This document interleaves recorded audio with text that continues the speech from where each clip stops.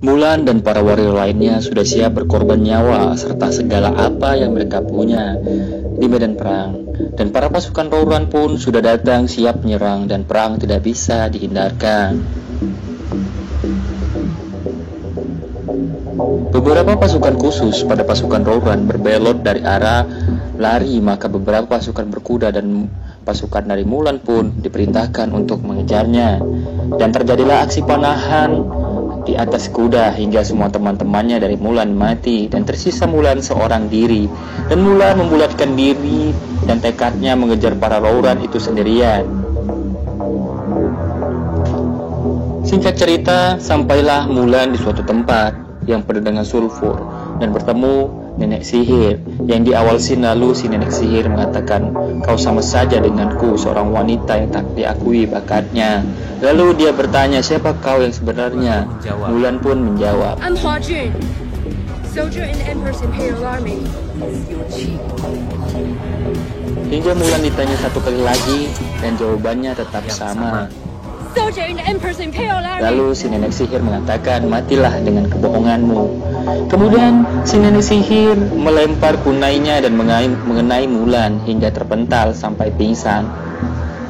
Hingga dia tersadar, dia melihat 3 pilar dasa dharma di pedangnya, yaitu kejujuran, karena dia telah mengabaikan kejujurannya sendiri. Dan kini dia bertekad menjadi dirinya sendiri, bukan menjadi Hua Jun, melainkan menjadi Hua Mulan. Lalu dia pun bergegas ke medan perang dengan menunjukkan jati dirinya yang asli sebagai seorang wanita dan mengeluarkan semua chi yang dia punya. Hingga sampai semua teman-temannya terpojok karena si nenek sihir, mereka pun membuat formasi bertahan, namun menjadi sasaran empuk ketapel api. Lalu Mulan pun berinisiatif untuk melongsorkan salju yang ada di bukit di belakang tentara Rouran.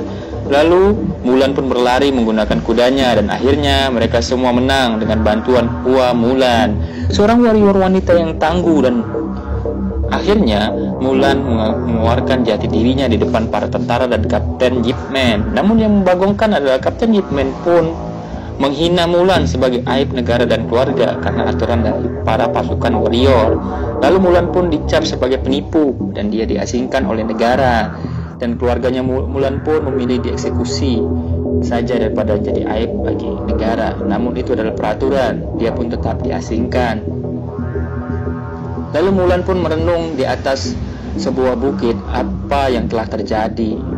Bukan karena dia takut mati ya merenungnya, melainkan karena menjadi aib bagi negaranya. Hingga datanglah si nenek sihir yang berupa burung menghampiri Mulan dan berkata, "Kita ini sama, bergabunglah bersamaku dan kita akan menjadi tak terkalahkan." Namun Mulan tetap kekeh dengan prinsip hidupnya untuk tetap bertahan dengan negaranya. Walau dia diasingkan, namun ketika dia mendapatkan informasi dari nenek sihir yang tidak sengaja mengucapkan bahwa penyerangan kemarin adalah pengalihan saja, lalu Mulan pun bergegas menuju ketua Yip Man. Dan sebenarnya beberapa orang Rouran sedang menyelinap masuk ke kerajaan untuk membunuh raja. Namun setelah sampai di sana ia pun malah akan dieksekusi. Namun karena dukungan dari teman-temannya Mulan, akhirnya Bang Yip Man atau Kapten Yip Man pun percaya, dan kini Kapten Yip Man menyuruh Mulan untuk memimpin pasukan penyerangan para asasin Rouran yang kini menyelinap masuk ke dinasti kerajaan. Di dalam kerajaan, pasukan asasin Rouran dengan mudah menyelinap masuk kerajaan dengan bantuan si nenek sihir. Juga berhasil masuk sebagai penasihat kerajaan yang mau mengungsikan raja ke tempat lain, yang nyatanya itu hanyalah jebakan saja.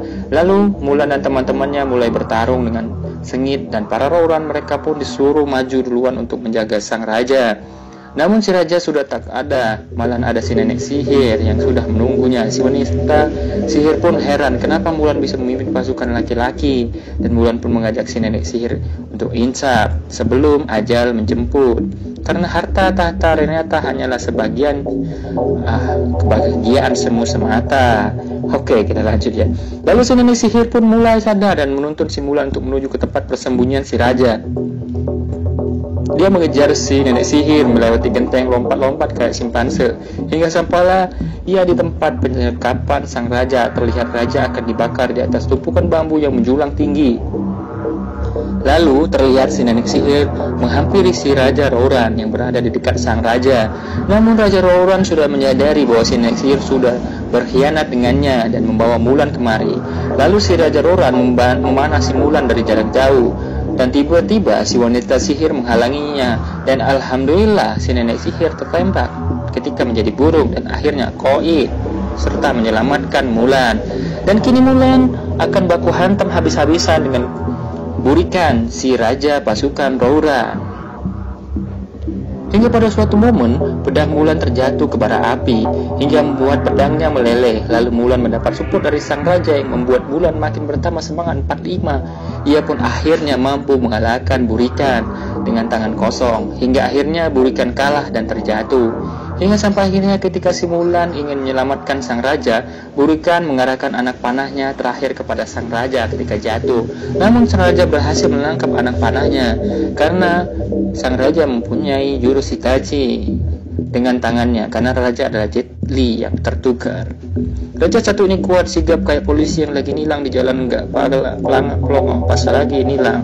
Lalu panah itu diumpankan lambung oleh sang raja. Lalu si Mulan menendangnya dengan gaya skisser kick ala CR7 dan tepat mengenai Raja Rouran tepat di jantungnya hingga menancap di tubuh burikan dan koid alias mati.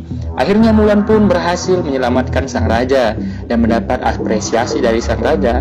Lalu Mulan pun diundang ke istana untuk menduduki kursi menteri emansipasi wanita. Bukan. Mulan dijadikan sebagai pengawal setia sang raja. Bisa dibilang pas pampresnya ya kalau zaman sekarang ya. Bukan jadi menteri yang suka korup ya. Dana bansos dipotong 10k per kepala.